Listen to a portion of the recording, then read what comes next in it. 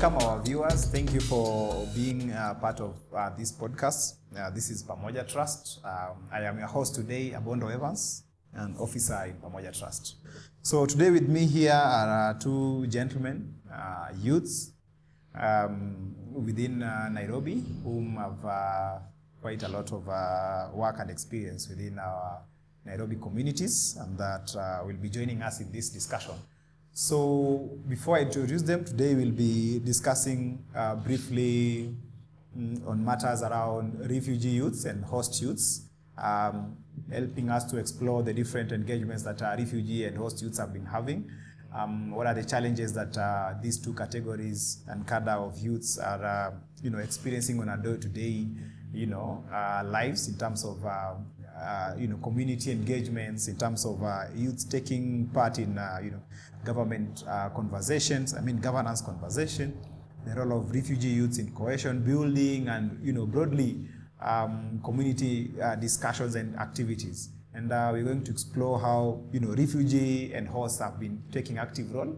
We're going to look at what are some of the issues we could leverage on to just enhance integration between refugee youths and host youths. And putting in mind we are in the month of November, where we are commemorating the 16 days of activism. This podcast is equally supposed to be adding up to the conversations we have around the role of youths in addressing key pertinent issues within communities. What's the role of youths in governance? What is the role of youths in defending our basic human rights and all that. So we'll be exploring this in the context of refugees and focusing, of course, on a refugee in Nairobi as an urban settlement, and the role of the hosts equally in just trying to enhance that participation and that cohesion building among refugee and hosts in Nairobi County. So welcome again. We are hoping that you'll get to learn a lot from this conversation today. I'll start with my diplomat on my right hand. Welcome, Dio. Please introduce yourself to the people. Hello, everyone. I am Kamuzinzi Dio. I work with Youth Voices Community, a refugee-led organization based in Nairobi, and I am a refugee advocate, and generally a youth residing in Kenya who understands most of the issues that pertain to refugees and governance in general. Okay. I'm happy to. Thank you. Thank you, Dio, for that. On my left is Chris with me. Please, Chris, introduce yourself. Hello to our viewers. My name is Christopher. I am a development specialist, and I work at Pamoja Trust at the moment.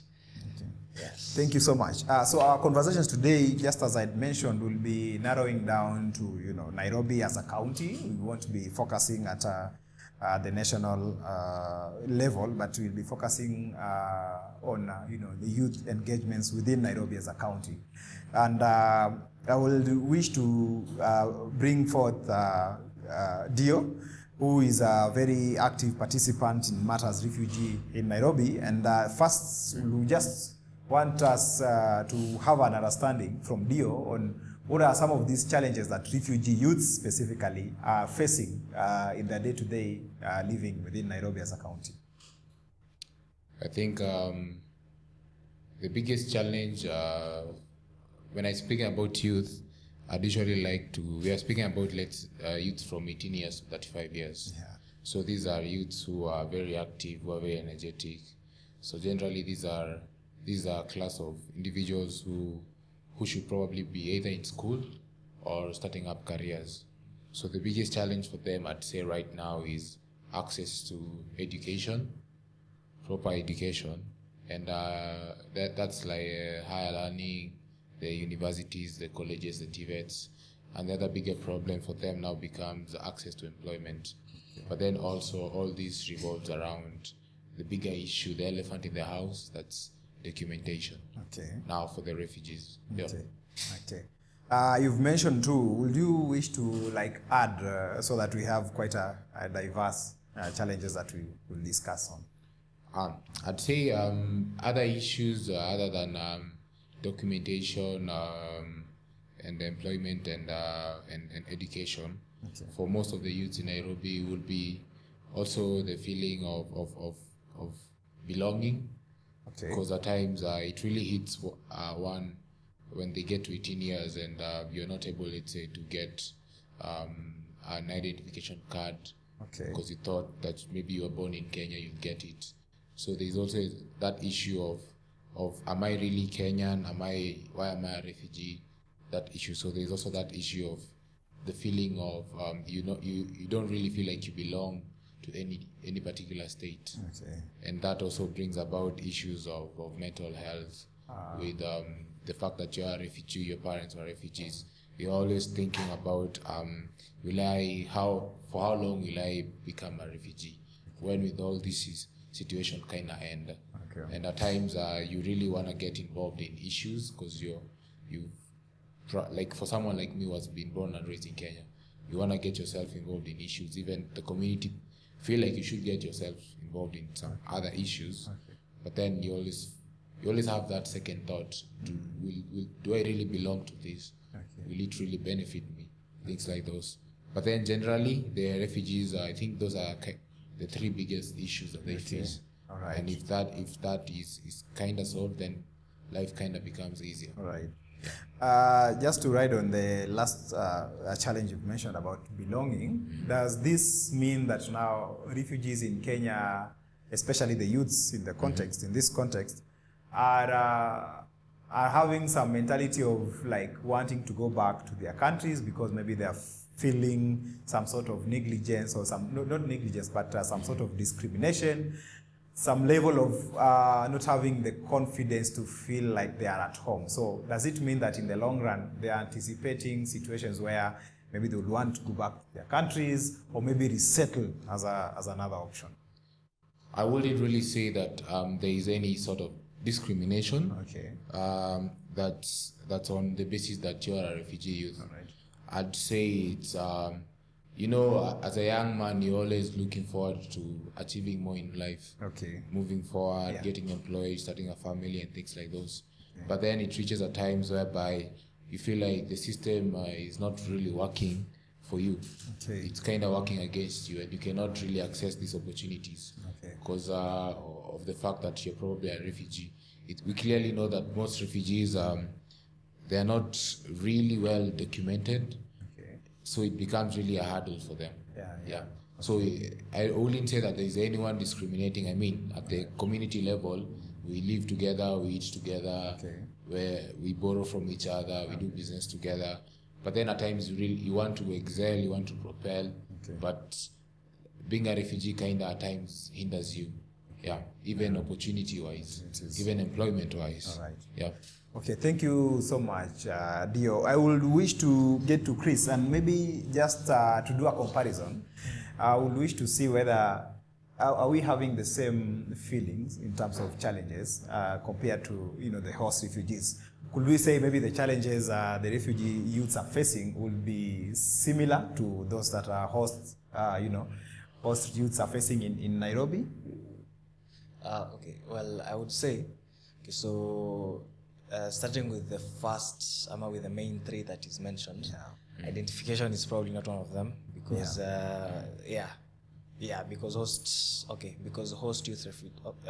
because youth hosts are already in their country, and it's mandatory for them to have a birth certificate and then after that a national ID. For something like education, I would say yes, there are youth who are hosts that undergo the same issues, that is maybe financial support and stuff like that. So I would say it's not something new. The only difference that I would maybe note is that so for youth hosts, it's easier for them to get the education funding and all that and things like bursaries, because it's either them or their parents who have the opportunity to take voters cards, which are used when it comes to getting bursaries and stuff like that.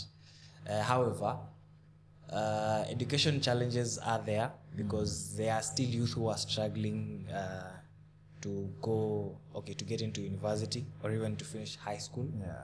So I would say education is a problem. Things like maybe belonging. We all know that youth suffer with the issue of belonging. Okay, the only difference is that maybe our youth are comfortable where they are. However, there is that belonging crisis of they also don't know what they're doing in this country because of this current state of the country. Right. Okay. Thank you. You mentioned about funding education. Maybe Dio, you could help us debunk this myth because the feeling out there is refugees are sponsored a lot, are given so much money, and sometimes even in Kilimani here you find that we're seeing Sudanese refugees living in a good standard life. So we'll just want to understand, does refugee youths at any point come into contact with maybe these bursaries? When you've mentioned education as a challenge, then I think it will be good for us to understand whether there are any sorts of bursaries that refugees get, and if they are such, from what angle? Is it from the government, from NGOs, something of that sort? Please help us understand. The issue of refugees, it's quite hard because their existence mostly depends on funding and donor funding. Okay. And I remember there are times when there was not sufficient actually, there was quite an amount of funding that used to come and was geared toward education for refugees. But then as we speak right now, the funding that's majorly on education, I think it's almost not there, because even most of the organizations which were offering scholarships to refugees, most of them don't actually do that right now as we speak. Okay. And those who are able to do that, the number has reduced. All right. Because I know most of this funding comes in depending on the term, like scale-wise. Like we know now the bigger issue right now is probably climate, issues on climate. Yeah. So donors will invest more in that. Okay. Yeah. And also we know that there are also the problem of, Kenya says that education is free for primary and secondary. Yeah. So when a donor gets to hear that, they automatically assume that why would we invest in education when the government has said education is free? Okay. And then the issue of bursaries. Bursaries come in majorly, I feel like they usually come in politically, because most of our our representatives in both counties and the national government, the MPs, it's more politically. Okay. Like I'm giving you bursaries because you'll vote for me. Vote for me. Like in most areas, there are those representatives who are genuine, and it's more of on a need basis. Okay. But clearly, we're in Kenya. We know that it's more politically. I'm giving you bursaries because you'll vote for me. Yeah. And we all know clearly refugees don't vote. Okay. Yeah. Yeah. And use we can't say that refugees have scholarships. Okay. Because even the scholarships that are there, they're usually meant for the top students. Okay. Like those who have really performed very well. And there aren't even like many. Let's say we have like 100 students who got airplanes in secondary school. You'll find out that I think a huge number still never gets to get the scholarships. And also these scholarships come with conditions. Let's say you have to have a specific document. At times you've scored really well, but you don't have the document. That practically also happens a lot. Okay. Does that mean then that refugee youths are out here just walking around here without education? Many of them are out of school. Is that the case? And if that is not the case, then what is the current source of funding for their education? What I'd really like to thank the government of Kenya is they have made it quite easy and seemingly equal for refugees to access education, both secondary and primary school. All of us are able to access that equally. But now the challenge comes in when you finish secondary and you want to join college or university. A refugee cannot access help Okay, yeah. You get? Yeah. And we don't have so many scholarship opportunities. Yeah. And even the ones which are there, they want top students. Okay. So if you had a B plus or an A minus, higher chances are, if your parents can't afford to take you to university, higher chances are you probably stay at home, or you probably start some small business, sell mandazi here and there, or just educate yourself online. So I wouldn't say refugees are not educated in Kenya. They're actually educated. But the situation is more or less the same as the one for the Kenyans who aren't able to access higher education. It's more or less basically the same. All right. Yeah. You mentioned voting, and voting leads us to politics, and politics is a very hot potato in Kenya as at now. So then that will lead me to Chris and just ask, maybe what do you think are some of the roles of youth in terms of engaging in political discourses? Are youths taking up the role? We know and are all aware of the Gen Z uprising in June this year. Yes. Is the momentum still on, and are youth still having that spirit? And what are some of the spaces that our youths are currently clinging on to just ensure that their voices are being heard in these political discussions? Okay. I may say that currently the youth are actively engaging in political activities. Be it discussing politics, discussing leadership. It's only that as for the moment, ever since the Gen Z uprising, our movement, so the publicity of those discussions it has declined to some extent.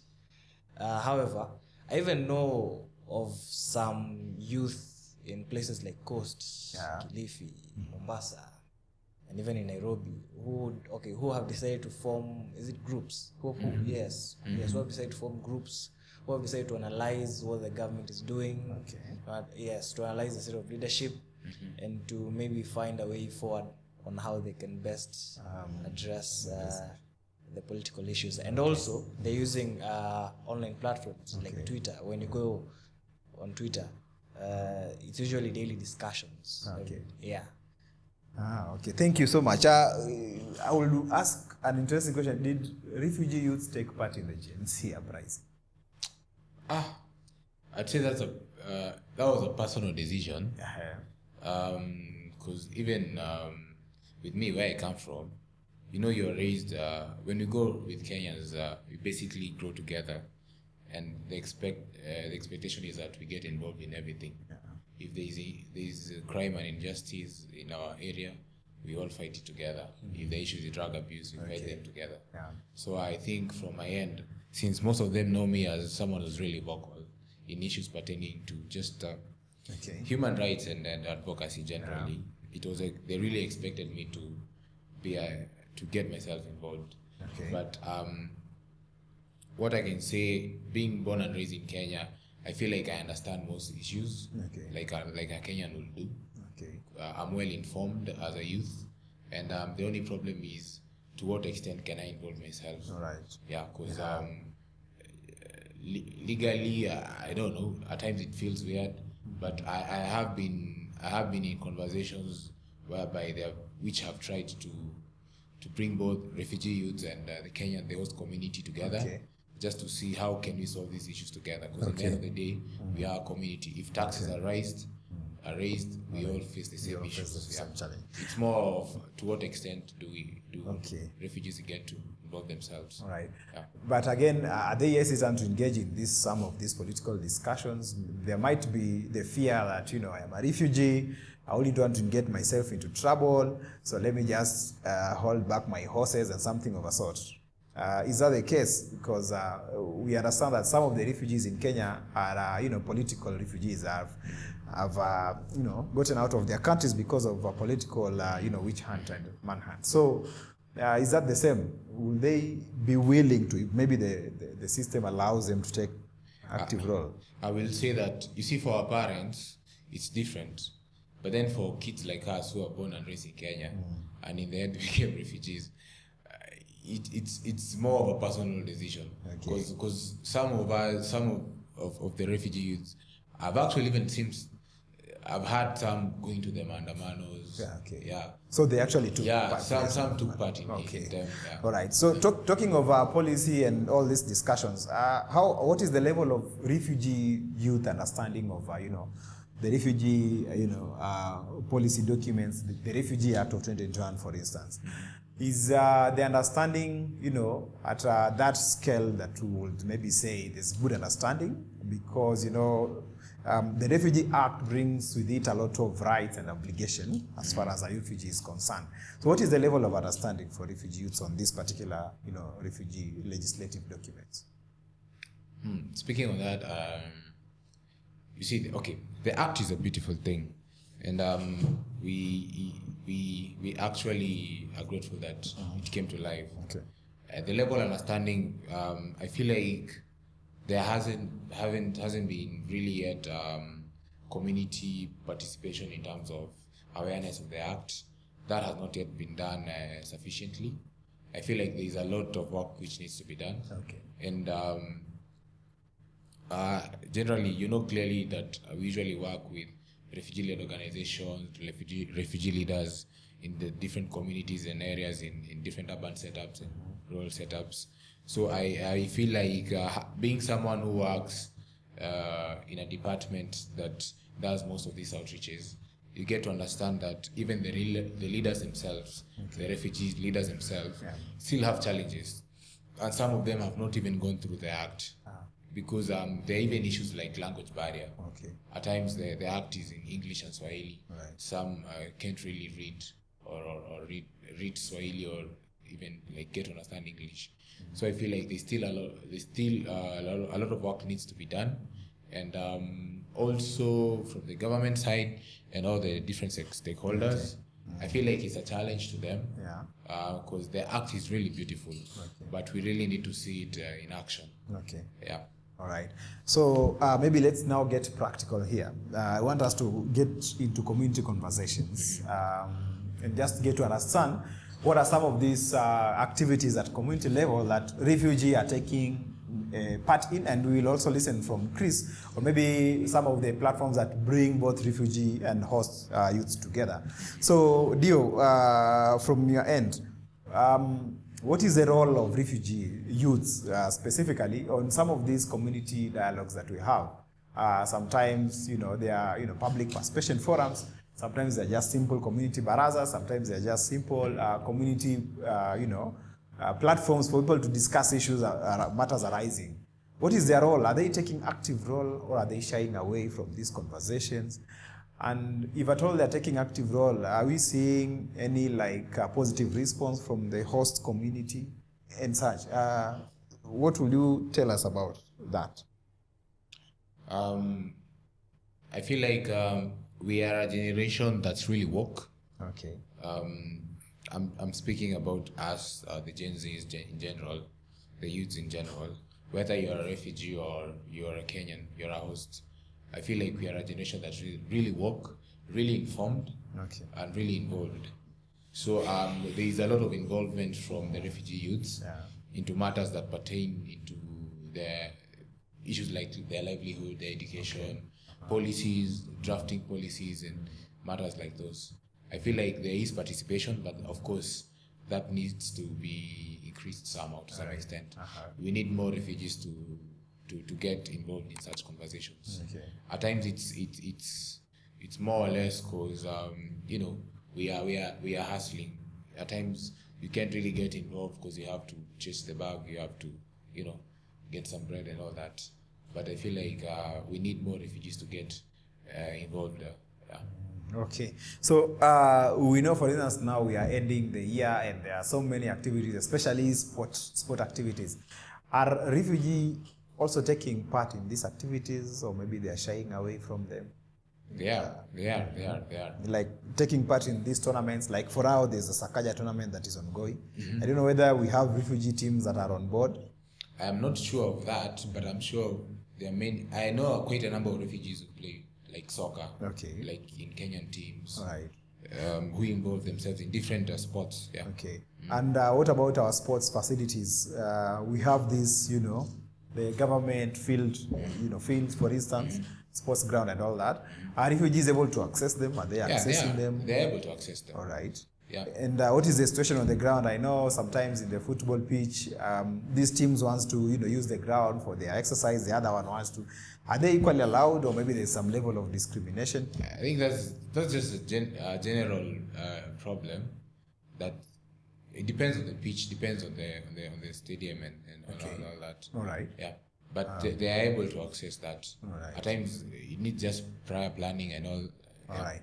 Okay. So back to you, Chris. As far as this community participation of youth is concerned, to what extent do we see our host youths taking part in community dialogues? Their chief barazas. In previous times, you will find that when you go to a community baraza, for instance, it's only wazee sitting in this baraza. Yeah. The elderly, the elder mamas, the elder wazee are sitting there. You'll rarely find youth sitting in these discussions. Is that changing? Is there some level of awareness that now youths feel they should actively take part in these discussions? Sometimes even in the committees, we have quite a number of committees in our communities. We equally have the likes of Nyumba Kumi. Do we have youth sitting in such structures at community level? Okay. Well, I would say, I think the youth in Kenya, specifically host youth, have reached a point whereby they've realized they're now grown-ups. Okay. And whatever policies, whatever laws that are being amended, whatever changes that are made affect them too, and they affect them actively. Okay. Mostly when it comes to economic changes, So I would say youth are surprisingly actively participating in these barazas and in these citizen participations. They've come to realize that if they do not do it, then no one else will. Because because at this point, I think there has been this idea that mostly when you call elderly to barazas and stuff like that, there's been this idea that they'll just see some numbers and they are told that this is what the government is doing and blah blah blah, and they'll be okay with it, and they'll be like, what, as long as we are living a life that we're able to go work, make money, then we're okay. But then youth have realized there's more to this barara. There's more to them than just being invited to listen and to give their opinions. Yeah. All right. Yes. So now, as I said earlier, youth have reached a point whereby they're analyzing whatever it is that is happening in the government. Okay. So obviously, because they're analyzing, then they have to take part in these barazas so that they can do follow-ups to the best of their abilities, even though sometimes there are limitations, but they can do follow-ups to the best of their abilities. Yes, to make sure that that they are also part of the change. Okay. Yes. All right. Talking of change, and I like that component of change, because no one welcomes change that easily. And in that confine of change, Nairobi is a metropolitan and it's receiving a lot of people from different nations. And now we have a good number of refugees from different origins. How are the host youths picking up this? Are they welcoming? Are they having platforms where they associate with refugee youths? Because that is a change, and that you've just mentioned here that we need to embrace it, and that the youths are cognizant of these changes. Yes. Are there platforms that the host communities are having with the refugees? How do they feel about now these newcomers in town? Are they even marrying them, for instance? Something of the sort. Yeah. Well, I honestly think that when it comes to host youth in Kenya, there is little to no discrimination. Okay. See, I don't think they'll start thinking about whether you're a refugee or not. If you're a youth, then you're a youth, you're part of us. So if you are partaking in sports activities, is it football tournaments? Is it basketball? Okay. If you're partaking in other recreational activities, I don't think youth really think about it so much. All right. Yeah. It's not an issue on the table. No, It's not a big it's- issue. Yeah, Okay. it's not a big issue.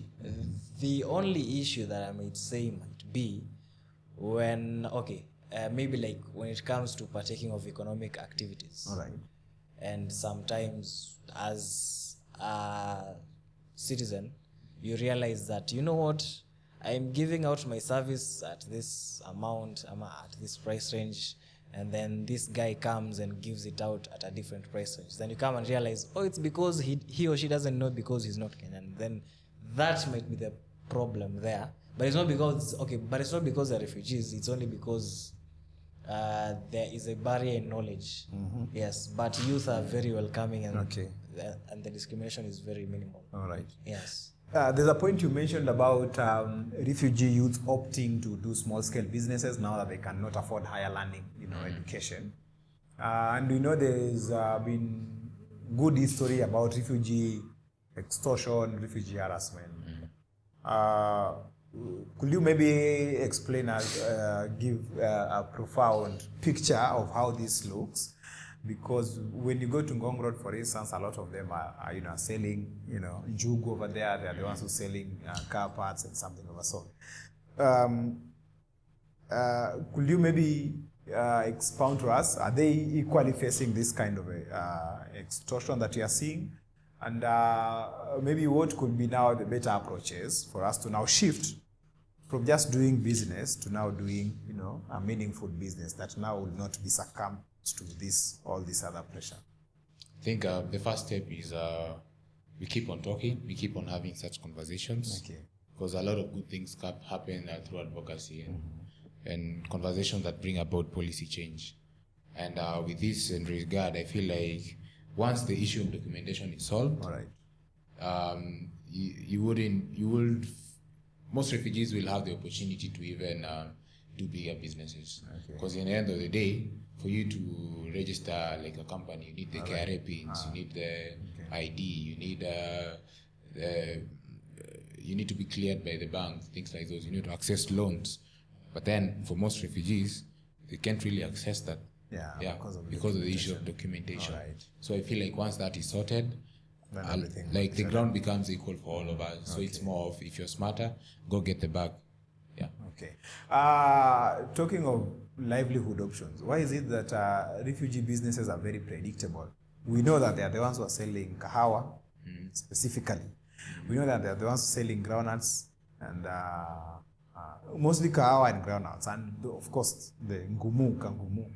Why is it that they're just and they're babas in our informal settlements? Why is it that we can just predict that this one is a refugee just by the look of the business? Why are they not having a feeling of diversification businesses? I think it's because you see, once you come to Kenya as a refugee, first of all, you get to realize you can't really speak Swahili clearly. And at times, some of these countries are French-speaking.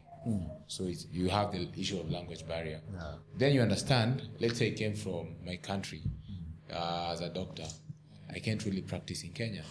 No. Because of I can't convert maybe my certificates and all that. No. Then the other thing, it takes me like 3 years to get the right documentation. And at times, even more than 4 years, quite a long time to get the right documentation.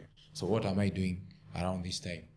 I try to get something that I can do by my hand. No. So I'm like, let me try to kunyoa nywele. No, things like those. Let me try to sell some coffee. So it's the easiest. So it's what it is more of what can we do that's easy to even get capital. Because if you need capital to start selling coffee and mandazi, you don't need so much money. No. If I know most of them they also sell vitenges and shoes. You don't need so much capital and you don't need so much knowledge. It's more of hiki tenge ni 100, so ni 1000. You just know the business language. So I think it's not that they don't want to engage themselves in other bigger opportunities and businesses. It's that they are limited. Okay. Most are limited, but there are those who have been able to get the right documentations, and they've actually involved themselves in other bigger businesses, and they're doing amazing. Okay. Maybe to finalize on our conversations today, and I think as we proceed here, we're also getting insights on what are the future engagements or conversations that we're having, so that we just keep our viewers empowered and knowledgeable in terms of matters refugees. So what are, just to finalize, what are these emerging opportunities when it comes to refugee, that now maybe you as a person who is in this sector, say you're operating in a refugee-led organization, what do you see as emerging opportunities for refugee youths within Nairobi? And even, you know, at a national scale or maybe global scale, some of the opportunities that maybe they could ride on. Yeah. I think one big opportunity is the goodwill of the Nairobi County government to involve refugees in its matters, and even issues with policy development, matters like that. We have been together in different public participations, and I've given my views as a refugee, and that I'm never judged. Okay. So I feel like the goodwill of the government also in general, that's something I'd like refugees to kind of ride on. And hopefully things go well. We have the Shirika plan coming in. Okay. If it works well, I know it will be an amazing project. And generally, I think refugees are people who are always alert. Yeah. Yeah. You know, they have come from all, you know, they know anything can happen. Like, they're always alert, be it in terms of opportunities, be it in terms of different things. Because honestly, try to imagine someone has been, let's say, living in Kenya for like 10 years without proper documentation. Maybe they just have their asylum seeker pass, or they have like just one document. You know, even with this document, some can access different services. Yeah, I'm sure you're aware of that. Yeah. So imagine someone has been surviving for more than 10 years, and there are some who have been surviving, maybe they're rejected. They are rejected, and they've been surviving. So you can try to imagine how much work they have done, how much they have pushed themselves to these opportunities and all that. Yeah. Okay. Thank you so much. Maybe from your perspective, Chris, what do you think? The refugee space is developing by day, and we are seeing that quite a number of players are having interest into this. I don't know whether you've seen any opportunities in terms of host refugee engagements, whether even our host communities could maybe take some active role in ensuring that we are meeting the integration agenda that we are having. Okay, well, let's see. Opportunities. Host refugee integration.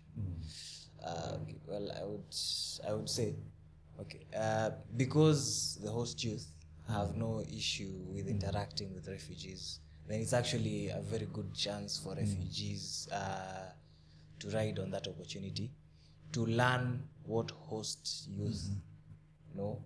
You know, if host youth want to start businesses, if they want to learn something new, then they should also go ahead, join them, you know. Apart from the issue of documentation, which might limit them, but I don't think there's an issue gaining experience and knowledge before even getting the documentation. So there are things like those. Plus also, I think I've seen, is it this year when for the first time the government, that's through the Ministry of Education, was able to integrate refugee youth into the COSIP system. So now they can get into universities and colleges.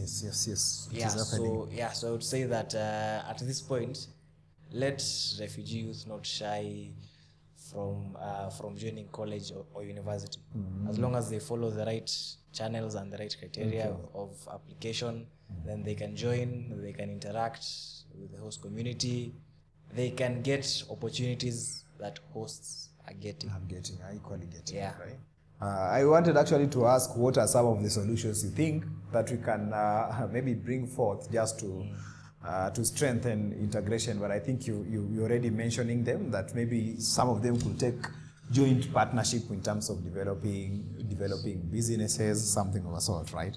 Yes. Okay. Maybe just from your end, what would be your plea when it comes to now the general public, just to address some of these challenges that refugee youths are facing on a day-to-day basis? My plea to the public is so far so good. Let's continue to work together, to live together in harmony. I feel like refugees basically fled their countries because of lack of peace in general. So like if we're able to live in harmony, work together, conduct businesses together in a competition way, business-wise, but not really because I'm a Kenyan or I'm a refugee, this is where I come from. Let's share knowledge. I mean, in the end of the day, we are a community. Yeah. When you're sleeping hungry, I'm probably the one who will share with you a meal, and vice versa. Okay. So I'll just like to urge everyone to continue to live in harmony and support each other in everything. Yeah. You mentioned competition, and sometimes the host communities feel like refugees are competitors in terms of businesses, because when you go to places like Kasarani, for instance, refugees are doing good in terms of small scale businesses, especially those on vegetables. And host communities are viewing them as competitors, and then they start labeling them, they start victimizing them. I don't know what could be the message you wish to pass across in terms of that, because now the narrative is changing, and at a point we get to a point where we are saying, no, these refugees are not good for our businesses. Yeah, they're actually affecting our businesses. I don't know whether you've heard of such situations. I've heard of such stories. There is one particular case we had in Kibra. Other small cases, but they're not more of like it's like communal, like it's okay. a whole community going against refugees. Okay, it's individuals. Just individuals. All right. Yeah. Feeling that refugees. Yeah, just one case at a time. Okay. Yeah. Because we've had outreaches as YBC in these different areas. We were in Kasarani, I think 2 weeks ago, and we have understood, one of the things I've understood is like, competition is normal. Right. Yeah. So let's compete, because my business is more cleaner than yours. Yeah. But let it not be because I'm a refugee and you're okay. Yeah. Okay. To add on that. Yeah. Okay. To add on that. I want to refrain from calling it petty that a host should think bad of refugees' business doing well. However, I would also like to say, if you can't beat them, then join them. You join them. Yes. How will you want us to join them? Okay, as in, if you cannot beat this guy on the level of maybe cleanliness, or the level of expertise, then try learning from him. Exactly. Yeah. Try learning from him. So, because we are trying to integrate each other, and then try learning from him. There is a time that he or she will also come to you. So help each other, exactly. Learn and move on. Competition is usually. Yeah. Congolese are known for their vitenges and of course their lingalas. I think Kenyans can learn from that. Exactly. Ethiopians are known for their food. Talk of Sudan. What are Sudan known for? Well, their height in terms of basketball. But again, if you look at basketball, you'll realize that there are basketball teams that have incorporated Sudanese, especially in Kayole. I've seen. They're incorporating Sudanese intentionally because of the height. And that is doing them good. Even because in high now, schools. Yeah, it's doing them good because now the basketball team is able to prosper to higher levels when it comes to tournaments and all that. And so I think it's... funny thing, we're all Africans, and our differences make us even look more better. More stronger. The diversity in us, in the differences in culture, in practices, our languages, they actually make us more stronger, look more rich in terms of culture and all that. Okay. So I think we should take it more as a strength. Okay. Because like for instance, if you go to Kasarani, there are areas where we're having refugee-led organizations and community CBOs having joint initiatives just to explore the strengths of each other. Exactly. This one's exploring the strengths of the refugees and the others are exploring the strengths of the host. And you find that there's a good blend where now they produce innovative solutions to addressing some of the youth issues. Like for instance, harassment and all that. They have been able to do that jointly. Just by coming together. I think that is it for today. Thank you once again, my diplomats. I call you guys diplomats because I understand Chris here is a practitioner of development. Is development what? Social development. Social development, and Dio here is a diplomat in terms of refugee affairs, in terms of international conversations on matters of refugees and all that. So thank you once again, viongozi wangu. I don't know whether you have any parting shot. Dio has given us a parting shot. I don't know whether Chris, you have a parting shot just to part these conversations today. Well, my parting shot would be I am really rooting for integration. Okay. Because as you've said, when you integrate, when you come and collaborate, when you partner, then you get innovative solutions. Host youth have their problems, be it education, be it employment, and even refugee youth have their problems, trying to settle, trying to belong. Right. If we can hold each other's hands, then I think we can solve all of those problems at a go. At a go. Yes. Sure. Thank you so much. Do you want to add? Not really. In that, you good. Huh? Thank you so much, Asanteni, my diplomats, for having this time to converse with us around these issues, and we are hoping that as time goes, we'll be, bringing more of us here to just explore, the different opportunities that we can, garner from refugee presence in Nairobi, and how could we share good practices, learnings in terms of integration. So back to you, my viewers. Asanteni sana for today. We've been so much in English today. I think we'll try and we can do Swahili some other we can time. do Swahili some other time, so that we just get real and have people understand our conversations today. Asanteni sana. That is it from us today.